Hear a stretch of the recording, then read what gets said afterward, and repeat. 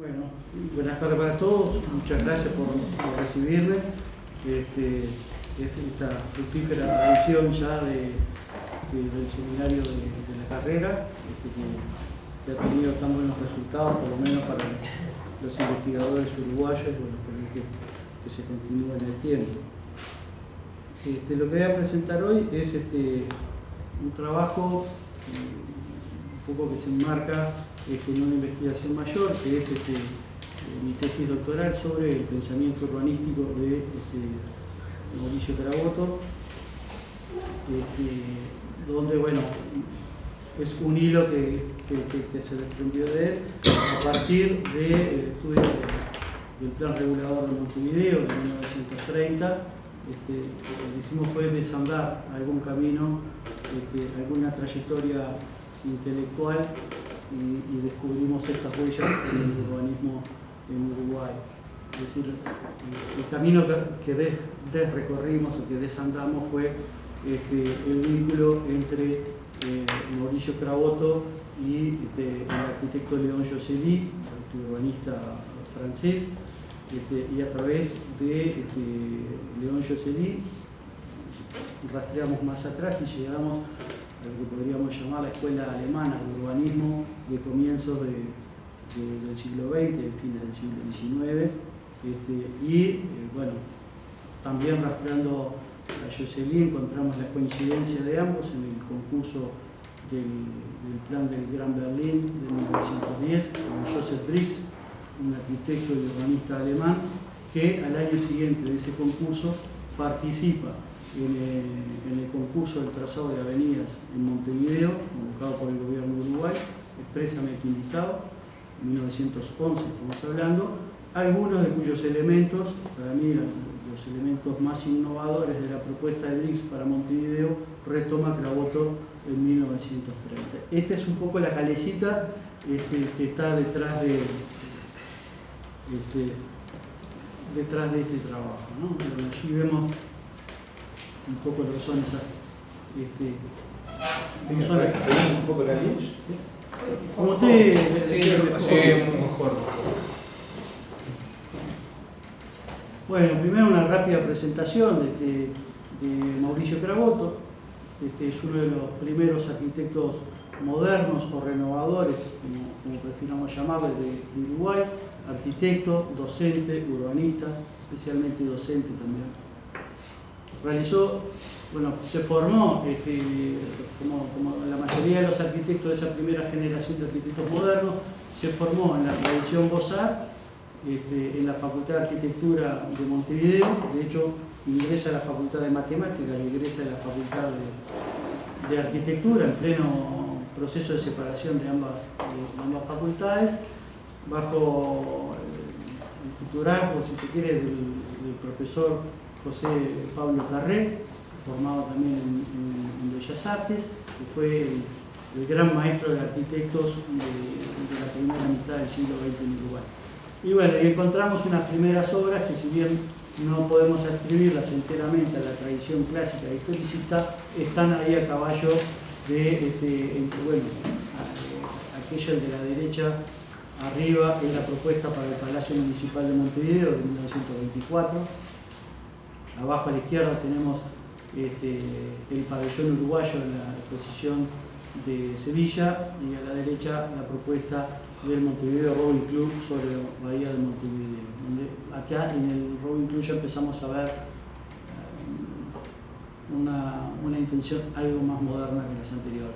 Estas son otras obras menores, pero de muy buena calidad desde el punto de vista de lo que son las primeras arquitecturas modernas en Uruguay. La de abajo a la izquierda es su vivienda y estudio, que todavía están intocados, donde allí adentro todavía está el archivo de Mauricio Caraboto, en base al cual... Derecha. Abajo a la derecha, la cachita. Dijiste izquierda. Perdón, izquierda de la pantalla. Entonces. Sí, aquella, en el Boulevard. Sí, Boulevard y Sarmiento. Y además dijo Cachila, se nota que es uruguayo. Esta es la propuesta de Caraboto para el Palacio, la segunda propuesta de Caraboto para el Palacio Municipal, el concurso de 29 al 30. Y esta es, si bien él va a seguir haciendo algunas obras de arquitectura importantes, esta es la obra que lo absorbe hasta el final de su vida. De hecho, el Palacio Municipal, si es que se terminó en la década del 80-90. Así que yo lo conocí sin el revestimiento de ladrillo de prensa, ¿no? Era con el ladrillo rústico y se veía la estructura. Estamos hablando de eso, estuvo así hasta la década del 80. Caraboto falleció en el año 1962. Entonces esto fue su gran consagración y al mismo tiempo su gran prisión, ¿no? Bueno, destaca en Caraboto la etapa de formación. Caraboto fue el mejor estudiante no solo de la Facultad de Arquitectura, sino en su año el mejor estudiante de la Universidad de la República. Concursó por la primera versión del Gran Premio de la Facultad de Arquitectura, que trata de emular el Gran Premio de Roma, de la Escuela de Bellas Artes de París, donde, juntando ambos méritos, ganar el Gran Premio de la Facultad y haber sido el mejor estudiante de toda la universidad, gana 2 becas de viaje, 2 becas de estudio, que le permiten realizar un viaje de casi 3 años, donde ahí lo tenemos garabateado por él mismo, los lugares que recorrió. En tren cruzó la Argentina, desde Buenos Aires hasta Santiago de Chile, con una imprevista estadía en Mendoza, que 20 años más tarde lo verá de vuelta. Embarcó ese filuliterío a lo largo de la costa del Pacífico, recorriendo ciudades portuarias, algunas importantes, como Lima, por ejemplo. Después recorre Estados Unidos de costa a costa, ese trayecto que está marcado ahí en automóvil. Y piensen, ahí sí, una cachila nuevamente de 1918, ¿no? Así, y no solo lo que era el automóvil, sino lo que eran las carreteras, que la inmensa mayoría de piedra, de balasto, ¿no? De pedregullo, digo. Luego cruza Europa, tiene una breve estadía en Inglaterra, luego visita España, Italia, Bélgica y finalmente París, que era el objetivo velado de todo viaje de estudio de arquitectura durante muchísimos años. En esta etapa de formación él toma contacto de primera mano con lo que son las grandes ciudades, no solo Buenos Aires, a la que ya conocía, sino en Estados Unidos, Nueva York, y sin embargo lo que le impacta a él no son las grandes ciudades, sino la pequeña arquitectura, los pequeños pueblos, la propia carretera. Y en Europa confirma muchas de estas hipótesis en distintos cursos, entre ellos los cursos que él toma con Marcel Poet en la Sorbona.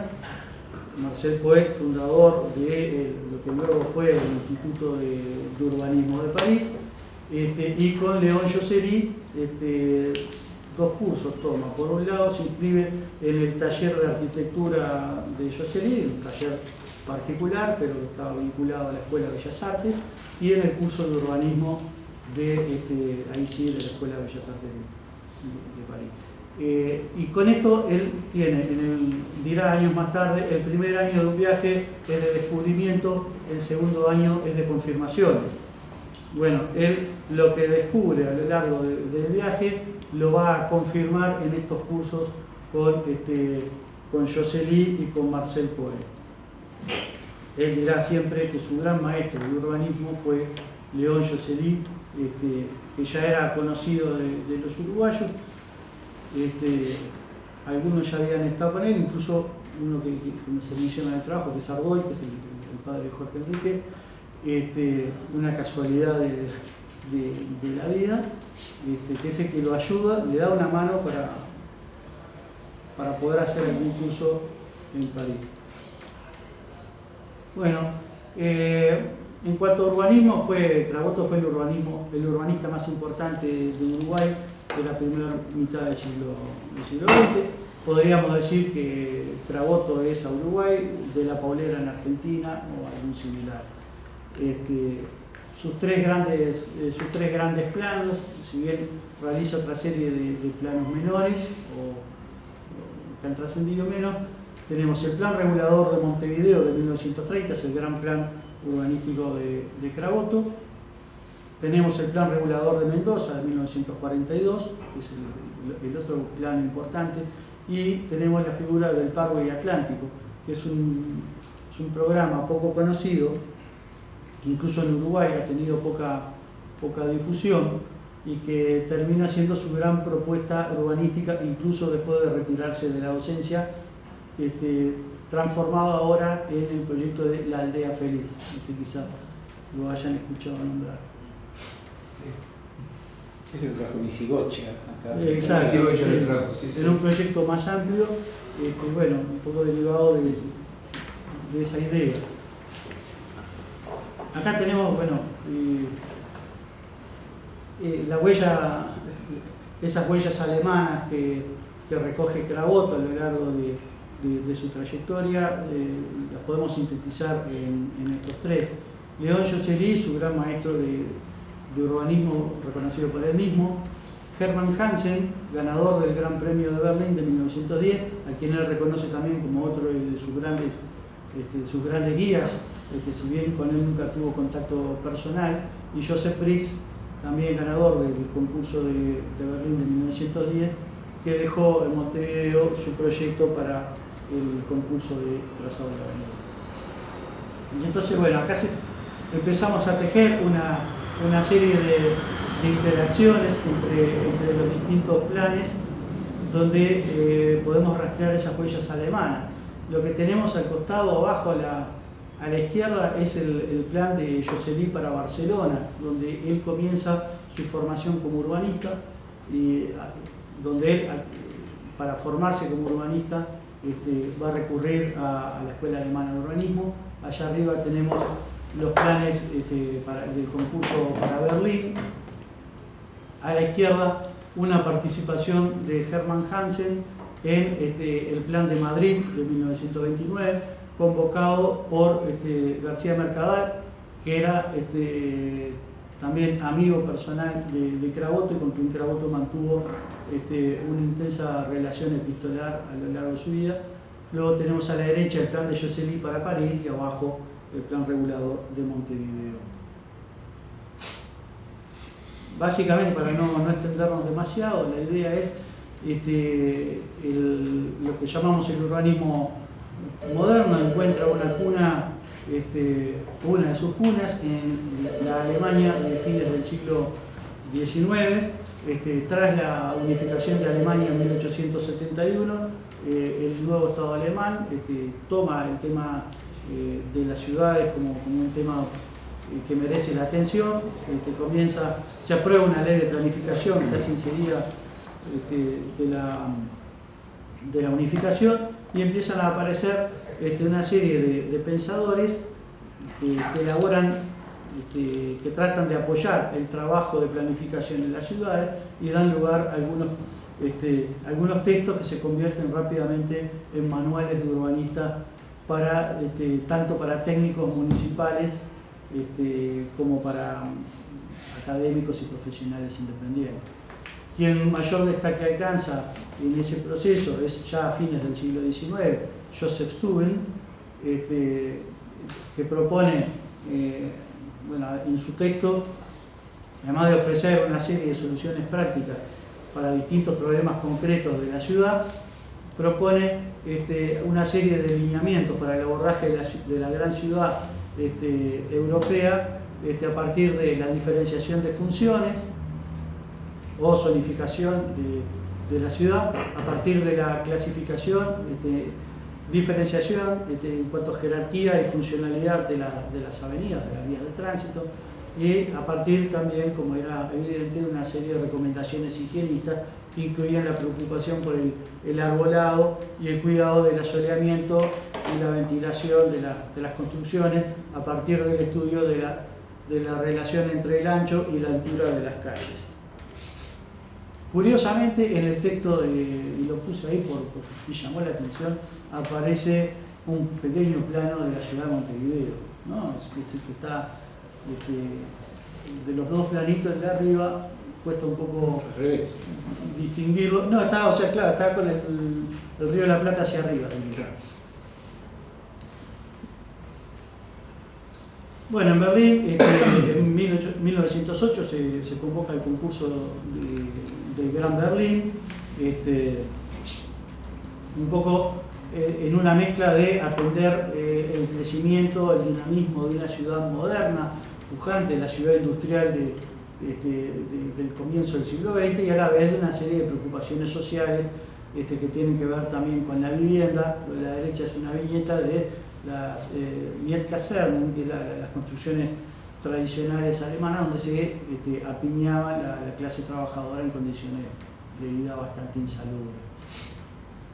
El concurso en una clasificación bastante extraña se comparte la mitad del primer premio y la mitad del segundo premio, se comparte entre dos equipos. Uno es el de Hermann Hansen. El verdadero, vuelvo para atrás, una de las verdaderas corporaciones que estuvo detrás de la generación del Plan de Berlín fue precisamente la del transporte colectivo, lo de los tranvías. Por más que la imagen corresponde al metro, fue la de los tranvías. Empresas muy poderosas que manejaban no solo poder económico, manejaban poder técnico y que estaban en plena expansión. En el caso montevideano, el servicio de tranvías eléctricos se inauguró en el año 1906 y 1907. Se dividió entendido en dos empresas, una inglesa y la otra alemana. Es decir que también por ahí hay una... Bueno, Hermann Hansen es el que gana el concurso, que se lo reconoce como ganador del concurso de Berlín, con una propuesta muy avanzada para su época, que recoge en términos generales los principios que había enunciado Student de cómo organizar la ciudad moderna, es decir, zonificación de funciones, jerarquización y diferenciación de los sistemas viales, incrustaciones verdes o infiltraciones verdes, como le llaman en su tiempo, preocupados por la relación entre esa ciudad apiñada, agolpada, de la ciudad industrial del siglo XIX, cómo vincular a ese hombre con la naturaleza y con las mejores condiciones de vida que puede ofrecer ese contacto, ¿no? Tenemos, bueno, las propuestas son en base a esquemas radiales, radial concéntrico, ¿no? Es decir, por un lado, concéntrico en cuanto, como la mayoría de las capitales europeas son ciudades mediterráneas, nosotros estamos acostumbrados como americanos a lidiar con ciudades costeras. Allí la mayoría son ciudades mediterráneas, por lo tanto el esquema de crecimiento más racional es concéntrico y a la vez con redes, con vías radiales que comuniquen a esa ciudad con el resto del territorio y con la región. Bueno, esto se complementaba también con ciudades jardín en la periferia, mostrando también cierto vínculo entre el urbanismo alemán y el urbanismo inglés, o británico, como prefiero llamarlo. Bueno, y acá tenemos estas formulaciones que él hace algunos proyectos de escala barrial, donde eso que pareciera ser un río en realidad es una gran franja verde, una infiltración de verde que llega a tener cerca de 300 metros de ancho en algunos puntos, o sea, y constituye, ya además de ser importante por sí mismo, es un contraste enorme con lo que era la tradición de los espacios públicos en los siglos anteriores, ni hablar con los espacios de la ciudad medieval. Bueno, ya decía, invitado por García Mercadal, participa en el año 29, creo que es, en el Plan de Madrid, donde su propuesta es vencedora, junto con un arquitecto español. El otro ganador de la otra mitad del primer premio de Berlín es Joseph Brix, que plantea un esquema en términos generales bastante similar, pero con menor impacto en la formalización, ¿no? La formalización que tampoco debe menospreciarse, ya que otro de los objetivos que tenía el Plan de Berlín era constituir a Berlín en una gran capital europea. Por lo tanto, el carácter simbólico y arquitectónico tenía su importancia. Acá lo que vemos es, lo que resalta más son la propuesta de espacios verdes, también a partir de esquema radial concéntrico, de zonificación de la ciudad y de interacción con las vías de comunicación. Tenemos otras propuestas que ven cómo se va a partir, en ambos casos, de generar un gradiente decreciente de densidad de población desde el centro a las periferias en base a estas estructuras concéntricas, ¿no? Acá algunas propuestas que hace el equipo de BRICS, algunas de carácter más monumental, otras de carácter más sencillo, como aquellas viviendas para la familia trabajadora, para la clase obrera. En el extremo superior derecho, que prevén junto a la vivienda huertas familiares, huertas de supervivencia. Y si prestamos un poco de atención, la formalización de esas viviendas busca ser similar a la formalización de las viviendas rurales alemanas de esa época. Bueno, la propuesta de León Josselí no logra pasar a la segunda fase del concurso, pero ya empiezan a esbozarse un mismo paquete de conceptos en común con los proyectos anteriores, algunos de los cuales ya había empezado a ensayar León Josselí en el proyecto de Barcelona. Entonces tenemos una estructura, si bien también radial concéntrica, acá destaca más la formalización de anillos concéntricos de espacios verdes, de avenidas arboladas, que en las tres propuestas los espacios verdes, tanto los concéntricos como los radiales, van articulando las distintas zonas de la ciudad. A la vez que los sirven, los van articulando entre sí. No como divisiones, sino como integración. Bueno, les contaba, la propuesta urbanística, el pensamiento urbanístico de Josselí comienza a gestarse en el Plan de Barcelona. Josselí pertenece a una generación de arquitectos, grandes premios de Roma, formados en la Escuela de Bellas Artes de París, que durante su estadía en Villa Medici se interesan por el urbanismo. Comenzando nada más ni nada menos que por Tony Garnier, hay cuatro de los que coinciden en un periodo de menos de 10 años en Villa Medici, son fundadores de la Sociedad Francesa de Urbanistas, tienen distinta participación en el urbanismo. Otro de ellos es Nicot, que fue el que participó junto con Josselí en el plan de Berlín, ¿no? Luego en el plan de París de 1919, Nicot participa con un equipo independiente. Y bueno, formado en la Escuela de Bellas Artes, estando en uso de su beca en Roma, se le ocurre a Josselí presentarse al concurso del ensanche, más que del ensanche, del enganche de Barcelona con las poblaciones circundantes. Se da cuenta que no sabe nada de urbanismo y lo que empieza a hacer es interesarse en autores.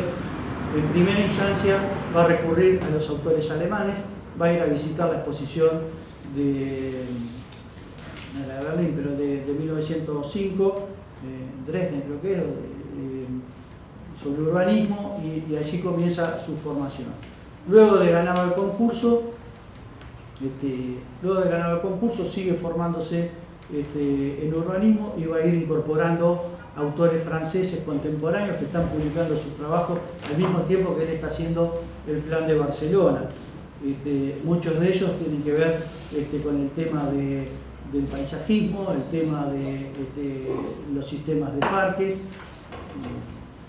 incluidos los trabajos de Forestier.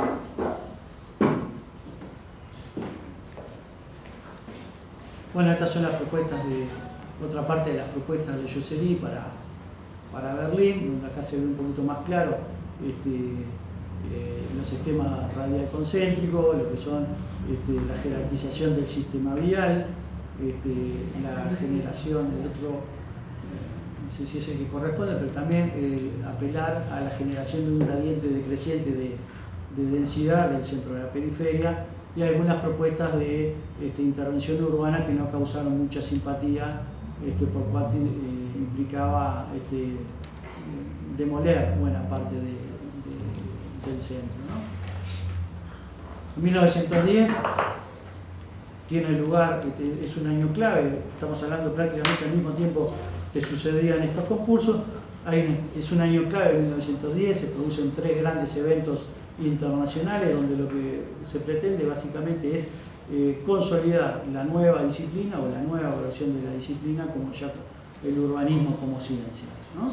A la vez que generar instrumentos de soporte o de apoyo para los técnicos de las oficinas municipales a nivel de los distintos países.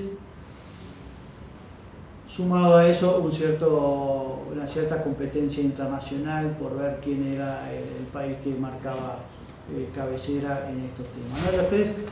Las tres conferencias que yo refiero en el trabajo son las de Nueva York, donde se preocupan fundamentalmente del tema del congestionamiento urbano, pero también en esa conferencia participan algunos técnicos europeos de relieve, la de Alemania, Berlín, fundamentalmente, donde lo que hacen es se presentan los trabajos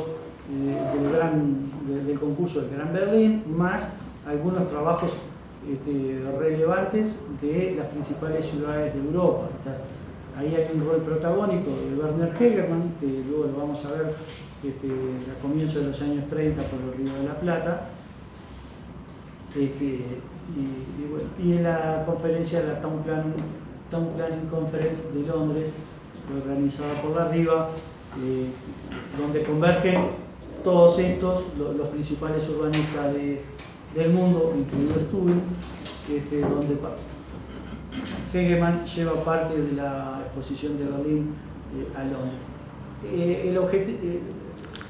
El motivo de citar esto es de hacer ver que estos no son esfuerzos aislados, sino que esto participa de una corriente de intercambio muy intenso, norte-norte podríamos decir, en los cuales se inscribe las figuras de Jocelyn, de Hansen y de muchos otros, que son las que va a estar retomando Traboto en su plan del 30. En 1911, se hace el gobierno ballista de Uruguay, buscando hacer de Montevideo una capital moderna, una capital a nivel mundial, convoca a un concurso general para el trazado de avenida. Obviamente, como la mayoría de las capitales americanas, la motivación fundamental es de orden simbólico más que de orden funcional. Es decir, Montevideo sigue siendo para ese entonces una aldea un poco más grande. No son los problemas de congestionamiento de Nueva York ni de conexión con las periferias de Barcelona o de Berlín. En ese concurso se invita a los ganadores del concurso del Gran Berlín del año anterior, a Hermann Hansen y a Joseph Brix. Se invita a Guidini, que había estado trabajando en Montevideo por ese momento, y se invita, ese me fue el nombre, un arquitecto francés que había estado haciendo el plan de Buenos Aires entre 1907 y 1900. Bouvard, Joseph Bouvard. Joseph Bouvard. Que había hecho el plan para Buenos Aires, se lo invita.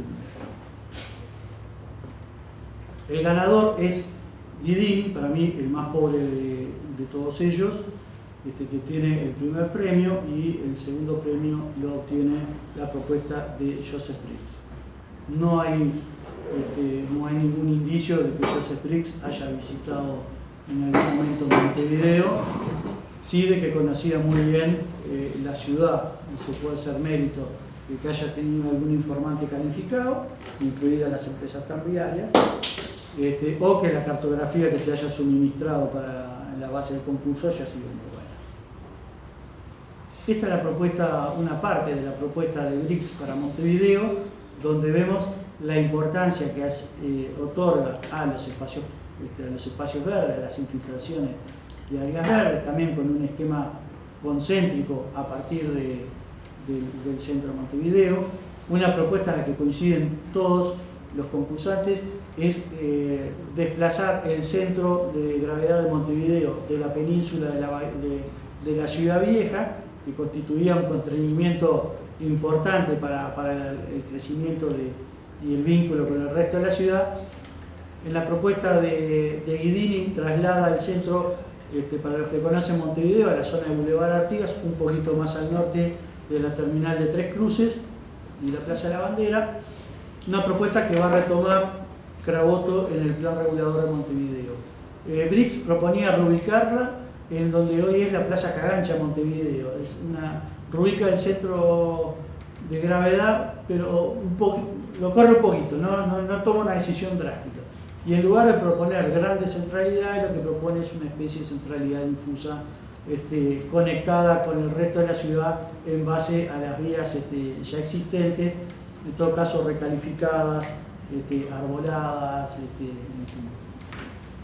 Craboto va a tomar de BRICS algunos de estos elementos, especialmente los parkways o esos parques lineales concéntricos que vemos en la propuesta de BRICS. Y que BRICS ya son muy similares a los que se habían ensayado un año o dos antes en el concurso del Gran Berlín. O sea, esto para mí es la parte más innovadora, la propuesta más innovadora que hay en el concurso de avenidas de 1811 y fue la que pasó más desapercibida. Ninguna de las propuestas, incluso la ganadora, conformó ni a los políticos, ni a los técnicos, ni a la población en general. Entonces el gobierno decidió conformar una comisión y hacer un nuevo plan, que es el plano regulador de Montevideo de 1912, que es completamente distinto de los anteriores. Bueno, París, 1919,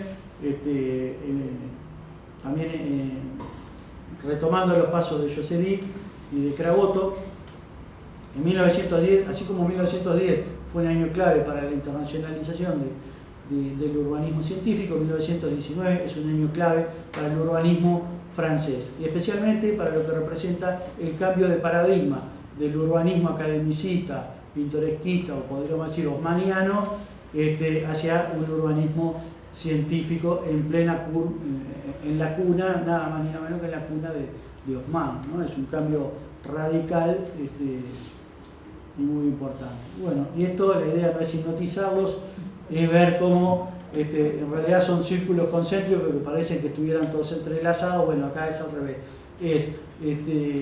Son una serie de historias entrelazadas que parece, a veces la historia tiende a separarlas en círculos concéntricos o que se interceptan, y bueno, es un poco lo que estamos tratando de desenredar en este artículo, ¿no? Acá tenemos la propuesta de 1919. Bueno, decía que es un año clave. Una cantidad de procesos que habían estado gestándose en París en la década del 10 eclosionan juntos tras el final de la guerra en 1919, ¿no? Tenemos el trabajo en todo ese proceso, iniciado con un protagonismo importante del Museo Social francés. Tenemos un rol protagónico de Marcel Poet, de quien Mauricio Craboto fue alumno en París, y a quien reconoció sus mentores, y bueno, y de León Josselin. En 1919 se aprueba en Francia la ley Cornudet, que es una ley que obligaba a todas las ciudades de cierto porte, medianamente importante, a contar con un plan de ordenamiento, embellecimiento y extensión. Y en ese marco París hace el llamado para ordenamiento no solo de la ciudad de París, sino de todo su entorno, podríamos decir hoy, metropolitano, la gran aglomeración, al mismo tiempo que va conformando la oficina técnica de urbanismo, diríamos hoy, de París. El concurso lo gana Josely con principios básicamente similares a los que había empleado en el plan de Berlín, ¿no?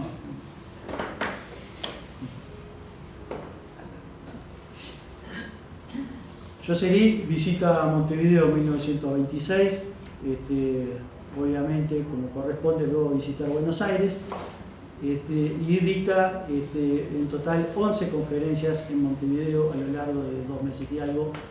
Obtiene una repercusión enorme tanto en el medio académico como a nivel de la opinión pública y sobre todo del estamento técnico municipal y el estamento político. Y su última conferencia es a pedido expresamente del ministro de Obras, que le dice, bueno, y para Montevideo, ¿qué recomendás? ¿No? Bueno, esa fue, las conferencias de Josely fueron publicadas en la revista Arquitectura de la Sociedad de Arquitectos del Uruguay, en la prensa diaria de Montevideo. El otro gran visitante que tuvimos, también luego de visitar Buenos Aires, es Le Corbusier en 1929. Y en ese caso es la antítesis de lo que sucedió con Josely. Tuvo casi nula repercusión a nivel del medio político, del estamento técnico y de la opinión pública, una tímida aprobación de parte del medio académico y el mayor entusiasmo ahí sí estuvo en los estudiantes de arquitectura que realmente lo veneraron los 4 o 5 días que estuvo en Montevideo, ¿no? Curiosamente rechazó una invitación para dictar una conferencia en la Facultad de Arquitectura. En su breve estadía por Montevideo, elaboró esta propuesta que luego va a aparecer publicada poco tiempo después, pero en forma posterior a la elaboración del Plan Regulador de Montevideo, que esta propuesta para Montevideo se supone que fue hecha en su estadía en Montevideo, ¿no? Como todo lo de Le Corbusier durante ese viaje es todo en base a suposiciones y reconstrucciones que él hace luego en su libro Precisiones, ¿no? En Montevideo no quedó ninguna copia de ningún dibujo, no fueron fotografiados, no fueron reproducidos, no hay descripciones. Se sabe que él sí tenía el método de, a medida que hacía la conferencia, ir dibujando, pero bueno, luego él, sea en el barco en su regreso a Europa, sea en su casa en París años más tarde, él va a publicar este croquis de su propuesta para Montevideo, donde hay algunas inconsistencias importantes con la ciudad, ¿no? En primer lugar, parece haber trasladado el cerro al otro lado de la bahía, al pleno centro de Montevideo. Nos quedó la fortaleza chatita, ¿no? Como, parece más La Habana que Montevideo, ¿no? Y el Palacio Salvo, el hermano del Barolo, terminó allá en donde hoy está Tres Cruces, ¿no? O sea, lo exilió. Digamos que lo corrió un poquito, ¿no? O sea, bueno, parte de este engaño se debe decir a la percepción de que el centro de Montevideo, mirándolo en determinadas direcciones, parece ser mucho más alto de lo que es. Uno mira por algunas calles hacia el Río de la Plata y parece que realmente fuera mucho más alto de lo que es. Después, en la otra ficción fue hacer del resto de Montevideo una especie de meseta, ¿no? Donde sería casi una barranca. Y en esta propuesta inventa los rascamares, inventa los rascamares, que son una serie de pantallas que se van salvando la diferencia de nivel entre esa cerro meseta imaginario y el mar, en base, bueno, a pilotis, etcétera, separando el tráfico vehicular de las tortuosas calles de Montevideo, aparentemente tortuosas calles de Montevideo, las pone todos en un mismo nivel, y ahí se genera un núcleo de la ciudad y un frenesí de comunicaciones muy conducidas, ¿no? Esta es la propuesta. En 1930, bueno, un año después de la visita de Le Corbusier, el plan regulador de Montevideo es ¿no? Es decir, lo que tiene es, toma una serie de elementos, que acá, lo que más podemos apreciar acá son el collar de ciudad de jardín que dispone en las afueras de Montevideo. El gran desafío que se propone el plan regulador de Montevideo es cómo absorber una población de 3 millones de habitantes que él esperaba tener en un horizonte de 80 años, si bien parecía en su principio algo timorato plantearse una meta de 80 años, podemos decir que 80 años después todo el Uruguay tiene 3 millones y poco de habitantes, o sea, en realidad era un exceso de optimismo. Entonces, bueno, plantea el mismo sistema que habíamos visto, gradientes decrecientes de población en base a 3 franjas, 3 grandes áreas. Acá, bueno, ahí tenemos en el esquema arriba, en base a 3 grandes zonas donde se iría amortiguando el crecimiento de la población en base a esos criterios crecientes, y un collar de ciudad de jardín en las afueras de Montevideo, como forma de absorber población y a la vez favorecer el vínculo de la población con el medio natural. Esquema concéntrico, esquema radial por un lado, y esquema también relativamente concéntrico de vías de circulación. Y a la izquierda tenemos, muy poco nítida la imagen, pero si fuerzan un poco la vista vamos a ver 3 parkways, 3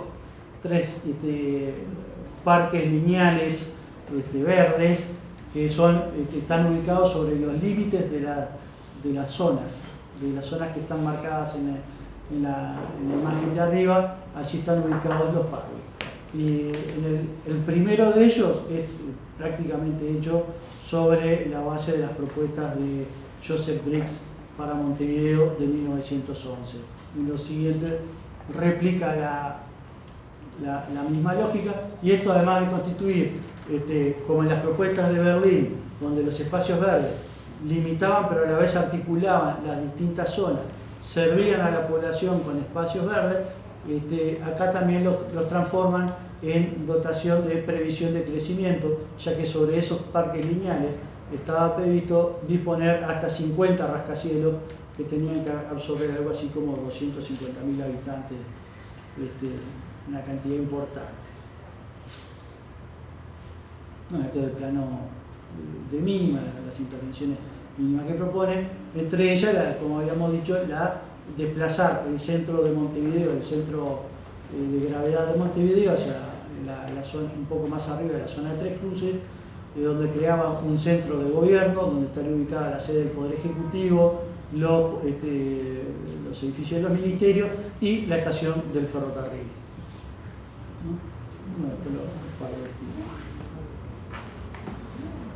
Bueno, vamos a ir finalizando, me extendí un poco de más con la presentación. Les pido disculpas y bueno, muchas gracias. Bueno, me ha dado mucho placer leer este trabajo que estás haciendo. Yo había tratado de armé algo que parece ser una introducción un poco más estructurada, pero me permito decir qué suerte que los uruguayos nos siguieron la propuesta de Le Corbusier. Luego voy a empezar más formalmente. Pero ciertamente este debate que plantea el trabajo de indagar sobre las huellas alemanas en el urbanismo en Uruguay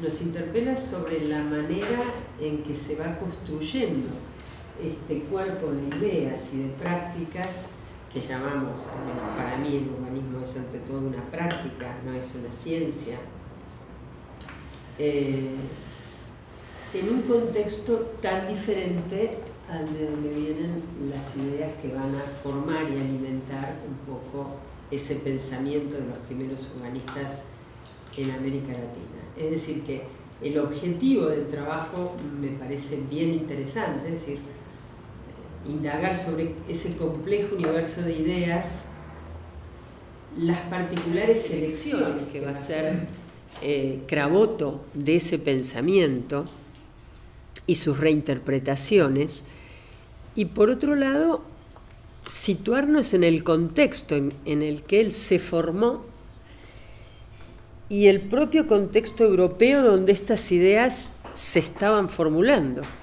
Es decir, es un contexto muy inestable en el que él se forma y al mismo tiempo se va construyendo el saber disciplinar. Entonces eso es un primer tema que me parece interesante profundizarlo. Luego, cómo llegan esas ideas, cómo son reinterpretadas en América Latina y esta diferencia que se da entre Uruguay y Argentina, pero también en otros países de América Latina, que después voy a ver si llego a decir alguna cosa. Entonces, la primera cuestión que a mí me parece que vale la pena, o valdría la pena profundizar un poco más, es indagar cuáles eran las tradiciones del urbanismo en ese momento. Es decir, por un lado, los alemanes se anticiparon a los franceses, desde mi punto de vista al menos, en un pensamiento mucho más estructurado, no quiero usar la palabra científico, acerca de los problemas de la ciudad industrial, porque de eso estamos hablando. Es decir, el urbanismo intenta dar respuesta al crecimiento desmedido de la ciudad industrial como resultado de las migraciones del campo a la ciudad y de la localización de las fuentes de trabajo en el medio urbano. Como dice Lefebvre, el advenimiento de la sociedad urbana es lo que va a alimentar a que distintas disciplinas y también, digamos, hombres públicos empiecen a tomar como preocupación cómo controlar ese crecimiento poblacional y la expansión de un tipo de urbanización que es lo que va a configurar esa sociedad urbana. Ahora bien, el urbanismo.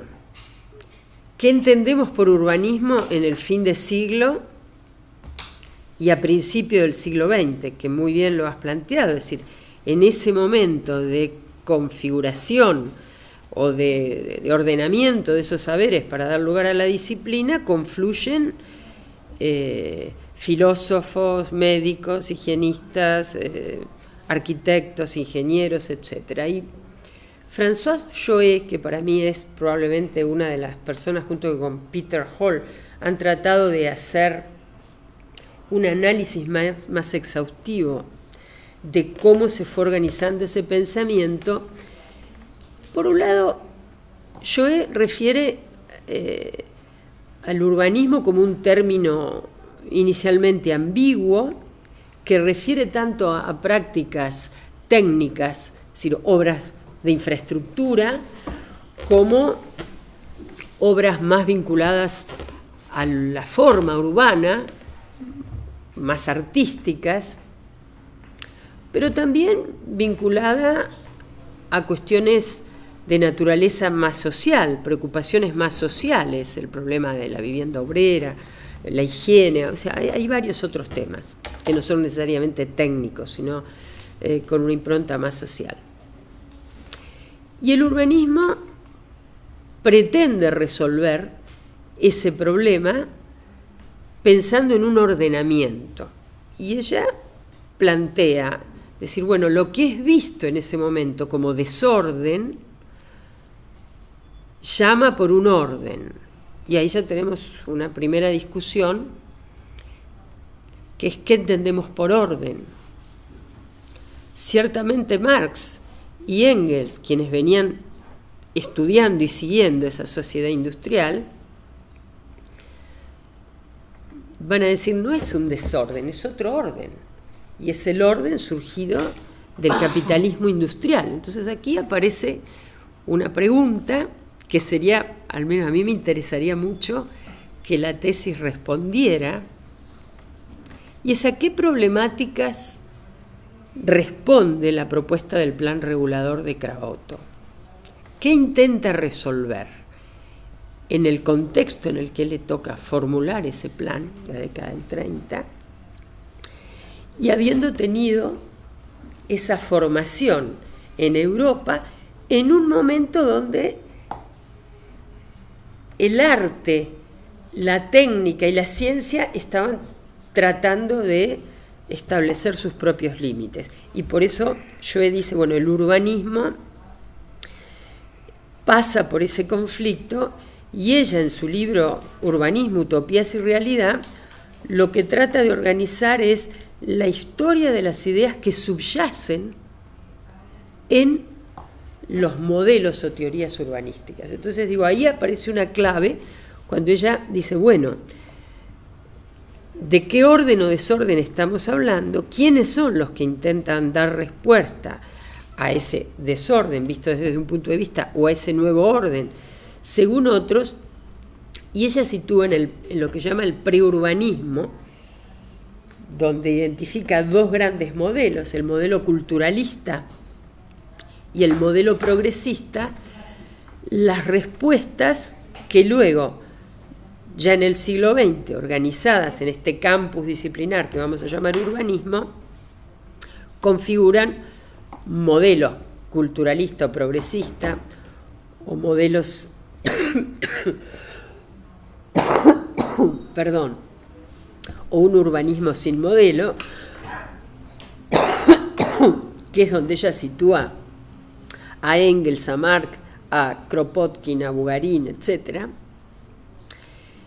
Y dice, ¿qué es lo que separa un modelo del otro? La dimensión del tiempo. ¿Quiénes vuelven hacia el pasado y quiénes van hacia el futuro? Los que van hacia el pasado o buscan raíces de respuestas a los problemas de la sociedad industrial en la ciudad medieval o en la historia, son los que ella agrupa en el modelo culturalista. Y quienes se apoyan en el progreso, en la ciencia, en la técnica y miran hacia adelante, los llama progresistas. Casualmente, dentro de ese modelo progresista, ella sitúa a Tony Garnier, quien Crabotto, bueno, Josely sin duda va a estudiar, pero Crabotto también se va a servir de ideas de estos urbanistas, a Le Corbusier, a Gropius, los instala dentro de ese modelo progresista, y dentro del modelo culturalista aparecen Ebenezer Howard, Camilo Sitte, y otra vez, Josely también va a brevar en las ideas de esos urbanistas. Es decir, que en todo momento vemos cómo esas ideas que van y vienen de la historia y tratan de situarse en su contexto de actuación y apoyarse en todo lo que el inicio del siglo XX va a desplegar en torno al progreso de la técnica, la máquina, la ciencia, se va de alguna manera amasando ese corpus del urbanismo, entendido más como una práctica social que como una ciencia, al menos para mí, o como un arte, sin duda. Entonces, ahí aparece una pregunta, digamos, que a mí me parecería interesante que se trabajara en la tesis, que es esto, ¿no? Cómo ese conjunto de ideas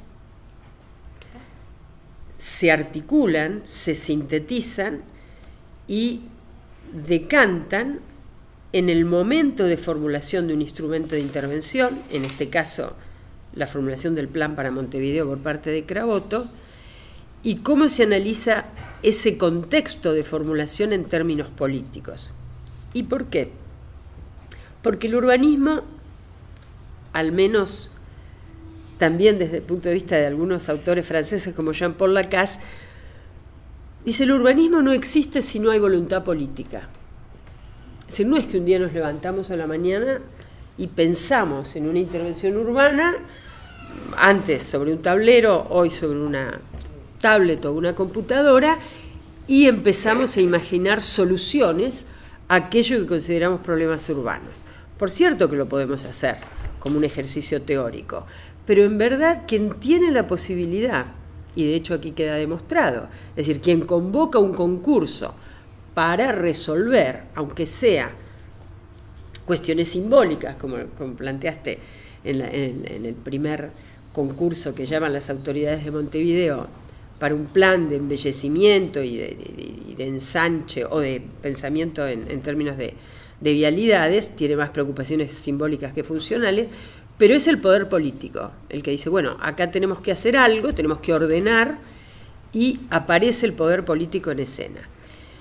Y también en los concursos del Gran Berlín, como en el de Barcelona, participa el poder político y aparece un actor clave, que es el capital de las empresas de transporte, que Peter Hall lo analiza muy bien en Ciudades del Futuro. Es decir, buena parte de lo que sucede en Inglaterra y las respuestas que se va a dar desde el urbanismo, el city planning inglés, al problema del crecimiento urbano y el ordenamiento urbano, tiene que ver con la presión de las empresas de transporte, ferroviarias, de tranvía, y esa impronta que van a tener los planes generales o los planes reguladores van a estar, sin duda, mediadas por los intereses de ese capital.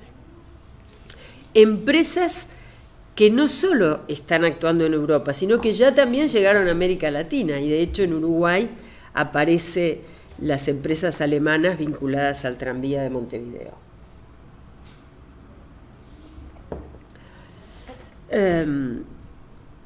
Entonces, bueno, toda esta construcción de campo disciplinar, de práctica, y quiénes son los que de alguna forma se van a ir formando en esta disciplina. El otro tema que aparece como relevante, al menos para mí, es el papel de las élites locales. Es decir, ¿quiénes estudiaban urbanismo y dónde? En buena parte de América Latina, quienes tuvieron la posibilidad de estudiar en París o en Alemania o en Italia, eran hijos de una burguesía local. Es decir, que ahí también hay un componente cultural importante en la construcción de las ideas y del rol profesional. Es decir, cómo se construye el rol profesional. ¿Y cómo van a ser interpretadas entonces esas ideas que se formulan para un contexto de actuación muy distinto al latinoamericano? Yo recordaba, espero no equivocarme, que en 1916 se organizan los Congresos Panamericanos de Arquitectura, y es en Uruguay donde se dan esta primera reunión en 1916. ¿Y cuál es el tema de los Congresos Panamericanos de Arquitectura en 1916? La identidad latinoamericana. Y a mí me parece ese otro tema también interesante de rastrear, es decir, cómo aparece lo mestizo, lo criollo, lo que Canclini va a llamar lo híbrido, esa ciudad híbrida que entra y sale de la modernidad. ¿Y de qué modernidad? ¿Cuál es la modernidad que estamos tratando de construir en América Latina?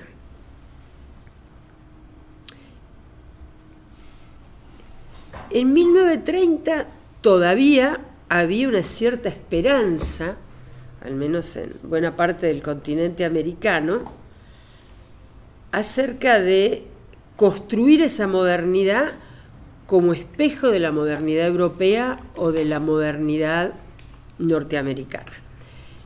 Y todavía parecía que teníamos chances. Yo claramente anticipo que soy muy pesimista, siempre he sido bastante pesimista sobre esa posibilidad en América Latina, pero digamos que en 1930 todavía podríamos decir que había condiciones tanto en los staff técnicos y en los de los profesionales locales, como para pensar que esto era posible. Entonces, ciertamente que los técnicos locales convocaran a concursos preocupados por el crecimiento de las ciudades, el ordenamiento, la configuración del espacio público, la higiene urbana, los coloca en sintonía con esa modernidad europea.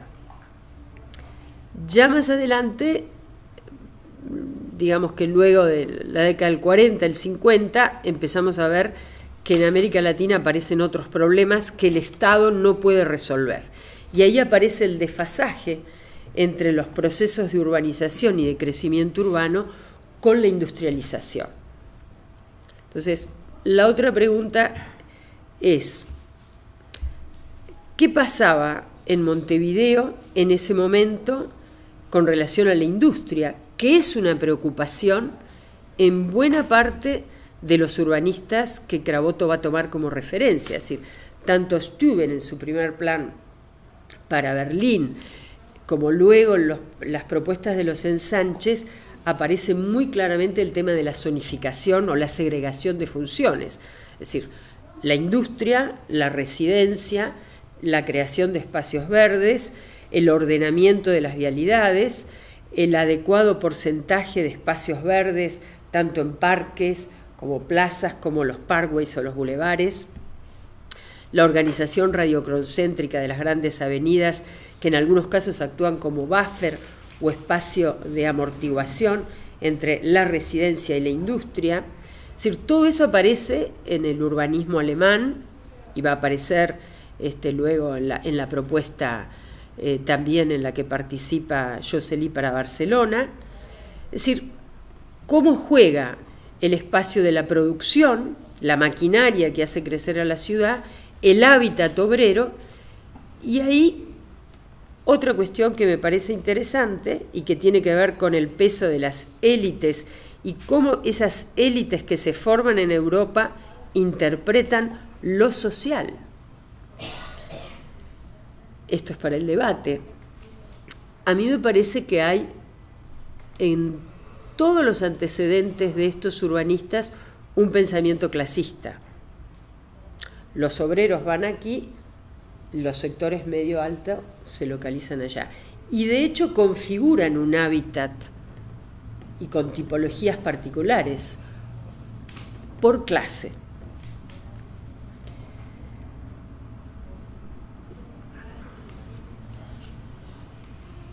La llegada de Le Corbusier y cómo aparece el debate de Le Corbusier en América Latina. Bueno, estoy haciendo saltos. Lo has explicado muy bien. En Francia,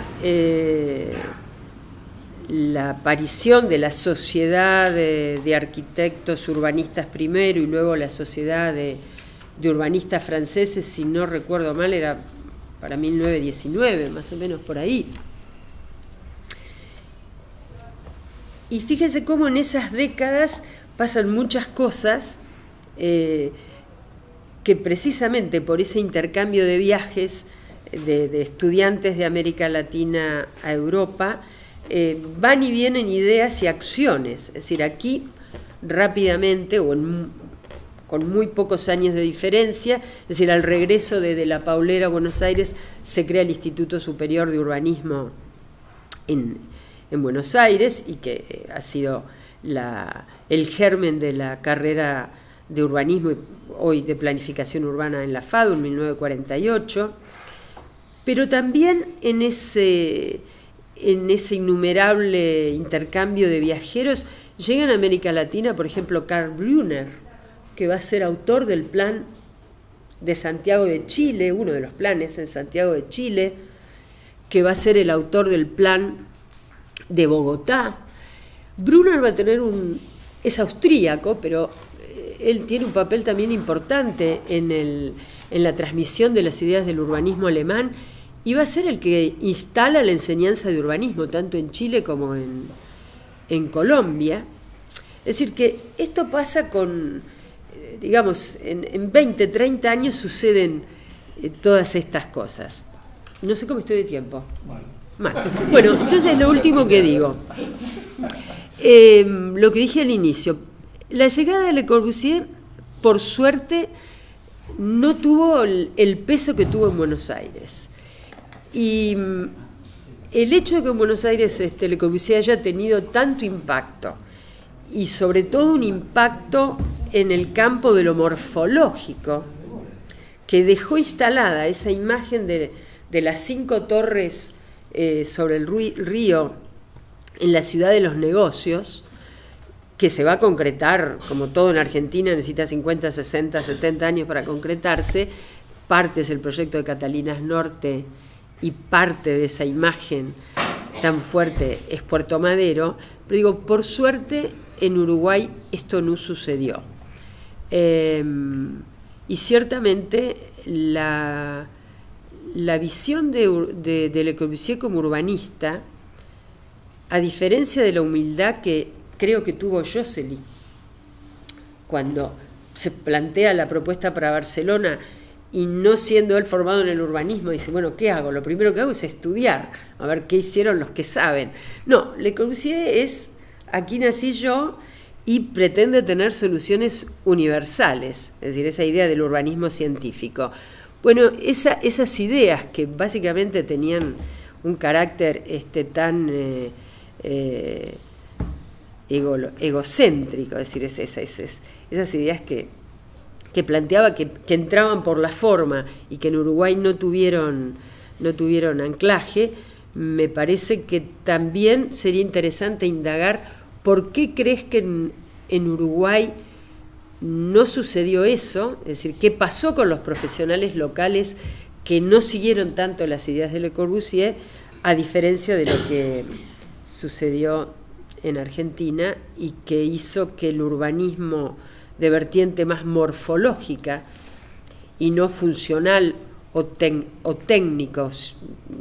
técnica, digamos, prosperara. Es decir, yo creo que esa idea del urbanismo, preocupado más por lo simbólico, por lo funcional, por lo estético y no tanto por lo social, es lo que hace que tanto Hall como Joé terminen diciendo, bueno, ¿qué pasó?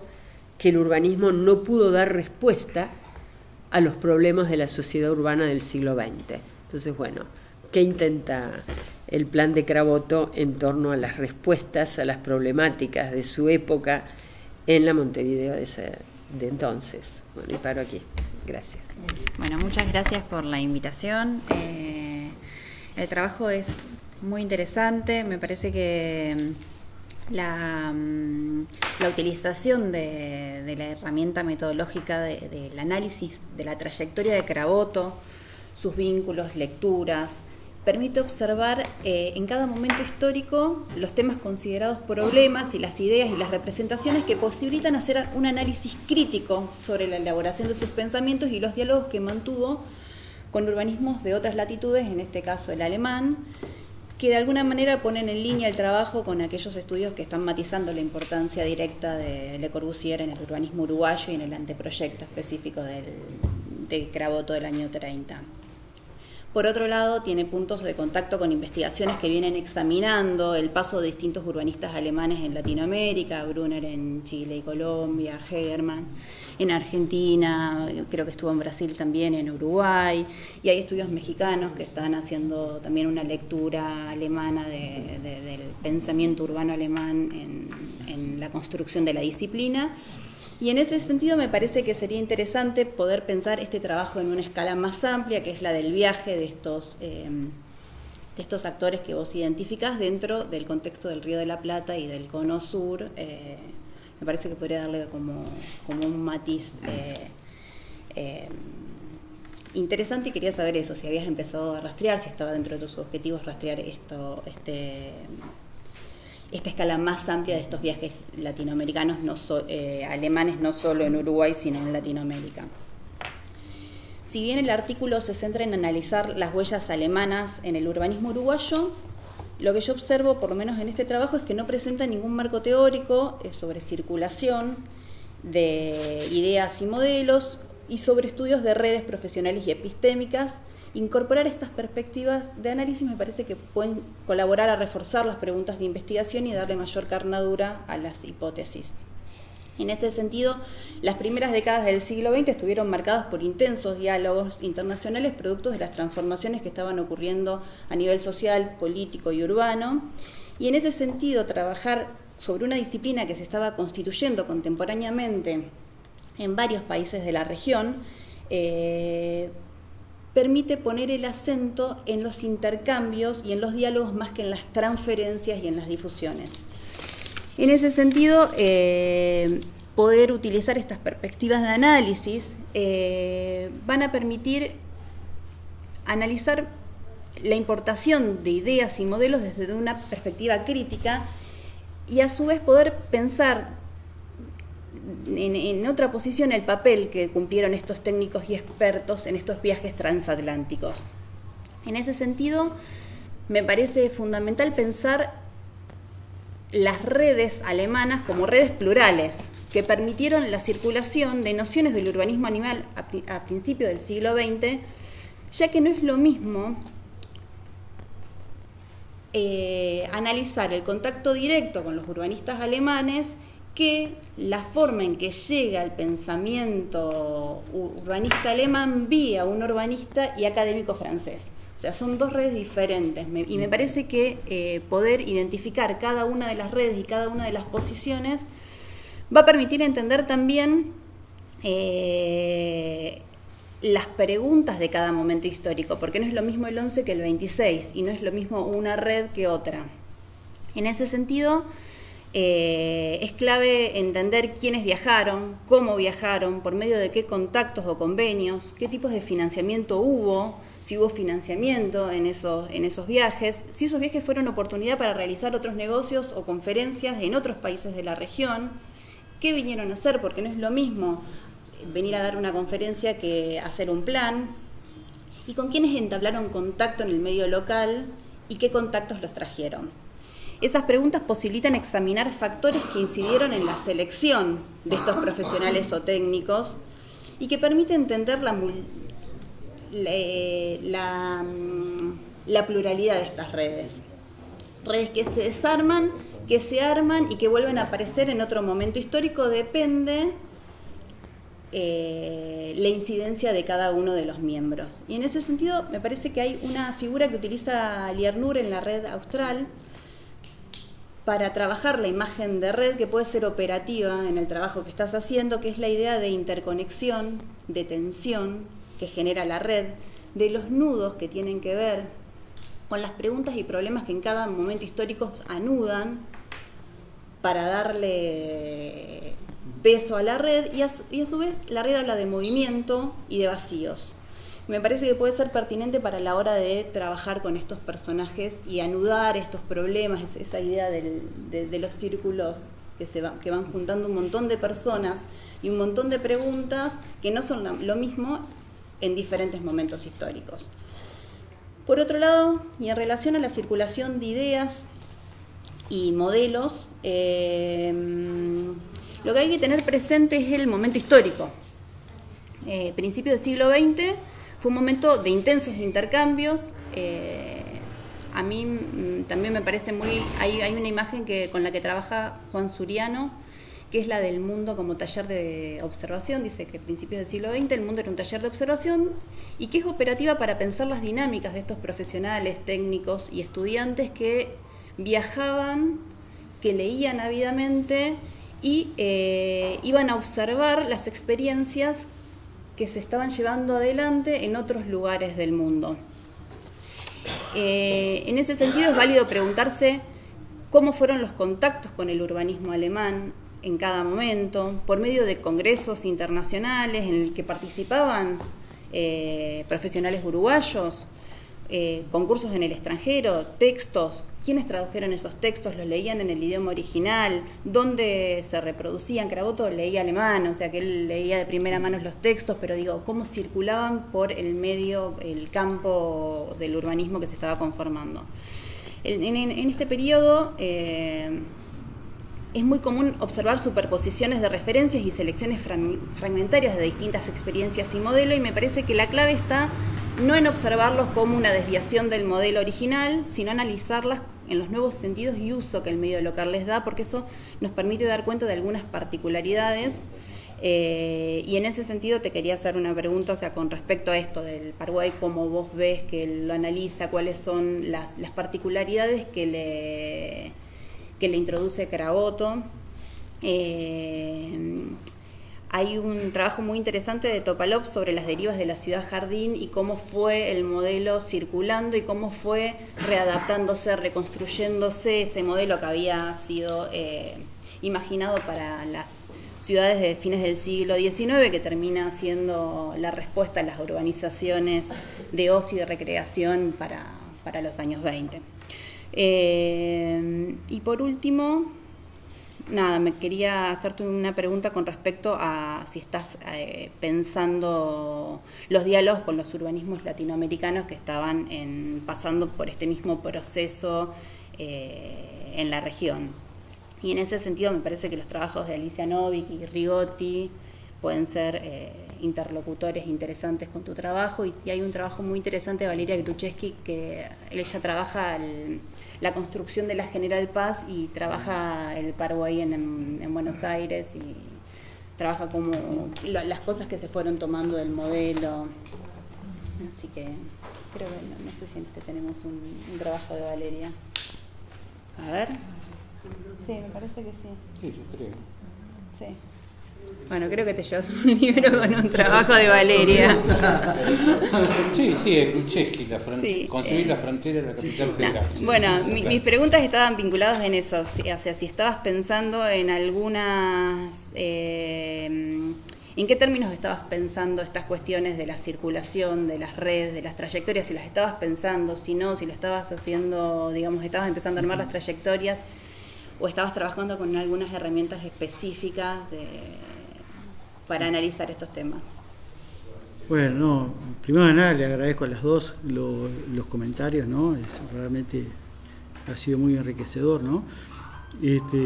Voy a comenzar un poco por el final. Sí, yo creo que el trabajo va en la sintonía que vos planteas, ¿no? El marco teórico de mi tesis va de eso, va de toda esa lógica de intercambio de ideas, ¿no? De circulación, intercambio, de traducciones, de hibridaciones, mestización.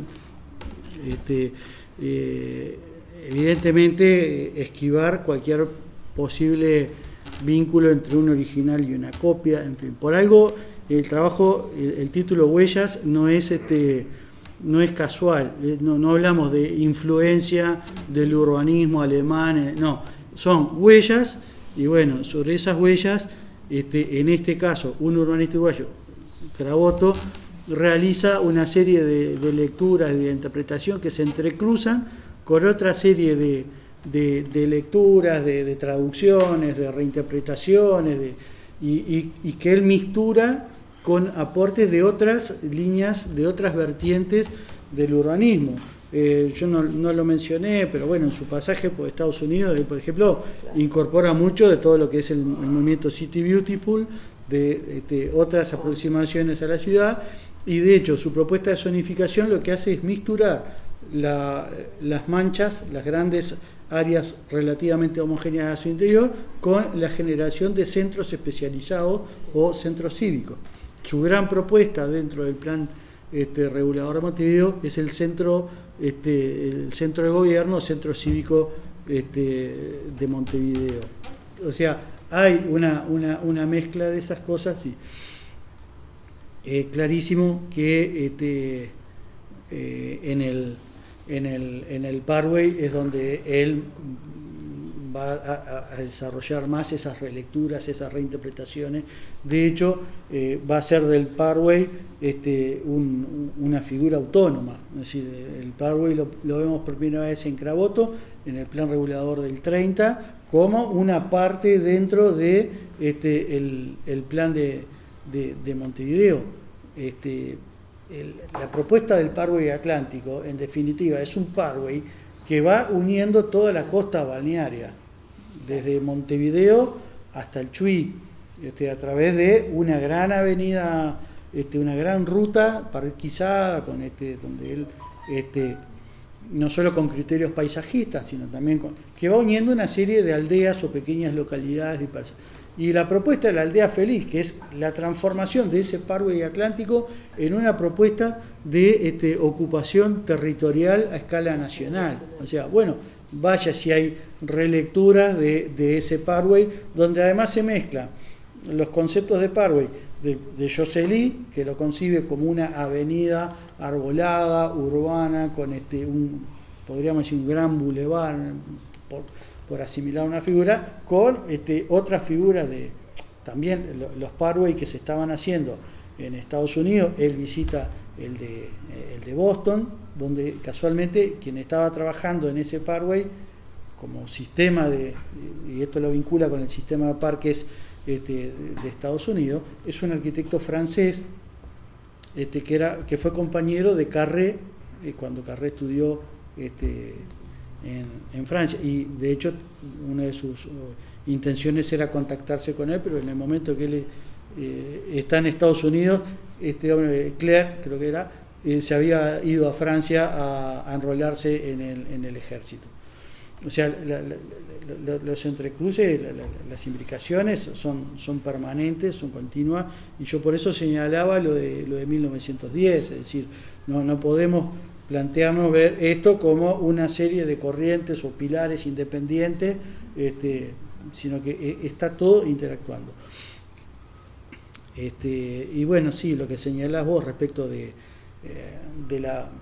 esas dos fuentes de ingreso, en todo caso de contacto con el urbanismo alemán. Hay una fuente directa que es la más débil, en el caso de Crabotto, por lo menos hasta fines de la década del 30. En el 38 viaja a Alemania, entonces ahí, bueno, recarga las baterías con el urbanismo alemán, pero el plan es del 30, y tenemos una vertiente indirecta que es la que él consiguió a través de Josely.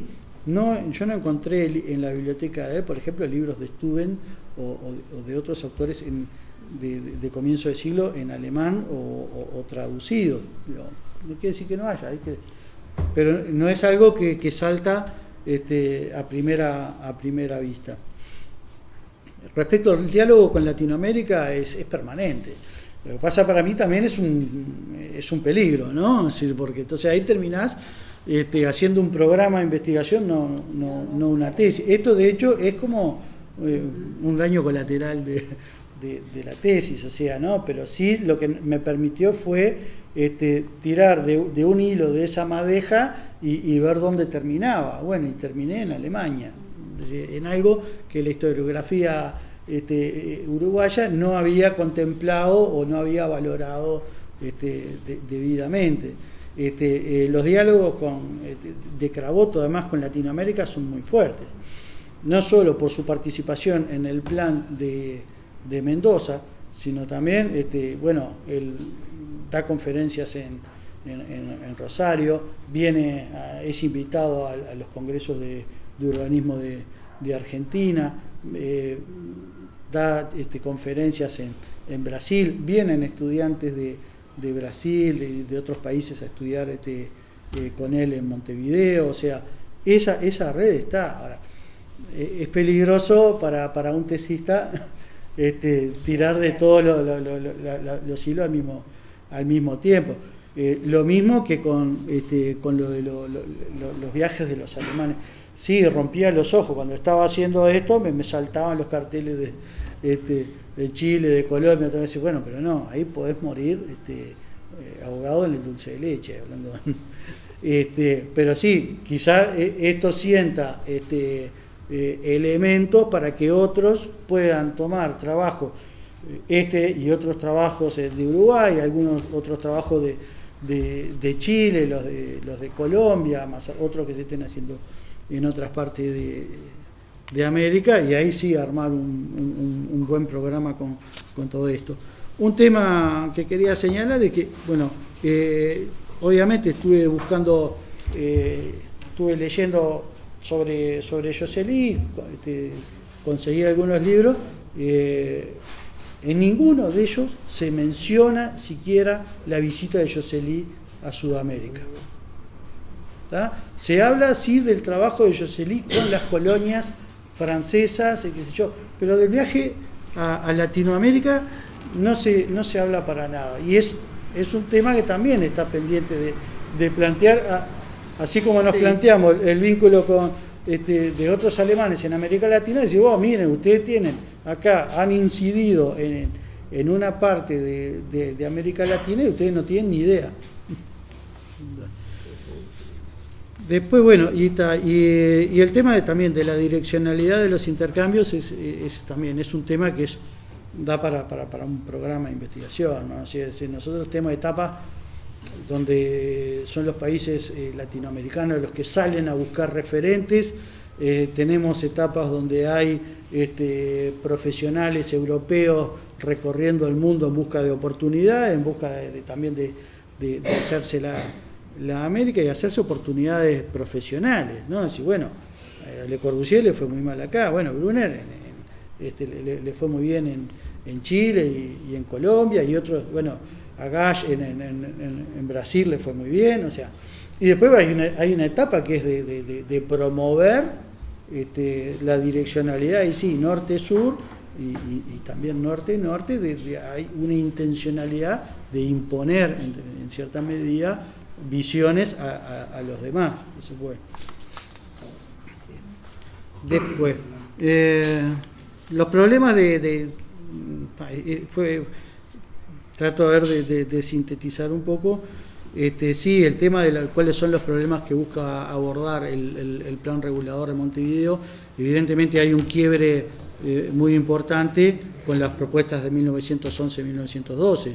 Hay una reacción ahí, aquel plan que buscaba priorizar el carácter arquitectónico y simbólico del plan urbano, a que 20 años después se propone cosas completamente distintas. Tampoco es la realidad de la ciudad industrial.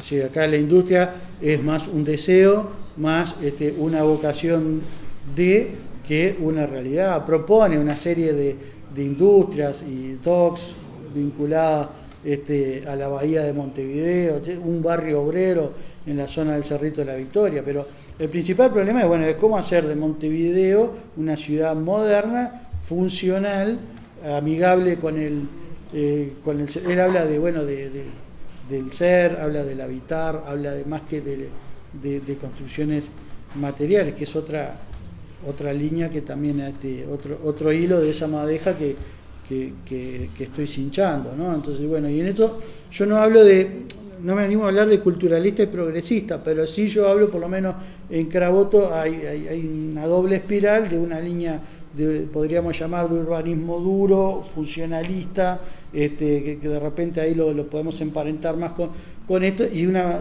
de más espiritual, más de urbanismo blando, más vinculada a cuestiones del ser, del vínculo con la naturaleza, del alma de la ciudad. Y ahora una de las piolas que estoy cinchando es la de Henri Bergson, el Elan Vital, y que es al cual él alude, no en el 30, pero a fines de la década del 30, Craboto insiste con el Elan Vital, al mismo tiempo que está insistiendo con el expediente urbano. Entonces, es una madeja complicada la que tengo arriba de la mesa. Entonces, ¿por qué no prosperó Le Corbusier en Montevideo? Y probablemente por más o menos lo mismo que no prosperó Le Corbusier en el resto de América Latina. Pero yo te agrego otra más, muy pragmática, que es, había estado, en el 26 estuvo León Josely en Montevideo, donde generó una aceptación inmensa. León Josely era además un conocido de los uruguayos, porque los uruguayos habían estudiado con él en París. Él vino acá, dio una serie de conferencias y le fue muy bien. ¿Y quién era Le Corbusier? ¿Ah? Y este hombre, León Josely, venía de ganar, había ganado hace poco el primer premio de París, había ganado el Plan de Barcelona, había ganado, le había ido muy bien, si bien no pasó, le había ido muy bien en Alemania. y en otra serie de concursos. Y cae este hombre que aparece más como, podríamos decirlo, parodiando un poco, que caía más como un crítico, como una figura transgresora, que viene a plantear todo lo contrario que planteaba Josselí. Entonces, bueno, y además estuvo 2 días, o sea, estuvo muy poco. Entonces yo creo por eso hay una antítesis. No se olviden que, claro, bueno, obviamente Josselí le tiraba fuego por los ojos cuando le nombraban a Le Corbusier, y no se olviden que poco tiempo después de que Josselí hace la propuesta para París, Le Corbusier plantea borrar todo el centro de París con el plan Basset. Claro. El cachetón. Claro, entonces ahí había cierta rivalidad. Después, bueno, en Uruguay por lo menos el sistema político estuvo vinculado al surgimiento del urbanismo, como de la profesionalización del urbanismo, en el sentido de que ya vimos el concurso de 1911.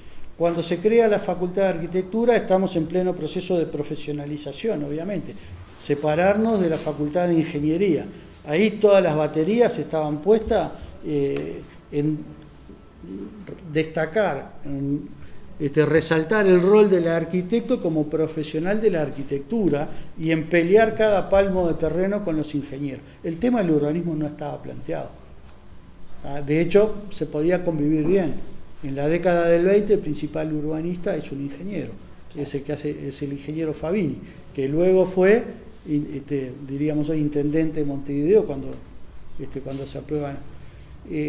Y había una convivencia pacífica, pero en ese momento, tras el plan de 1912, se crea la sección de embellecimiento de ciudades en la órbita del Ministerio de Obras Públicas.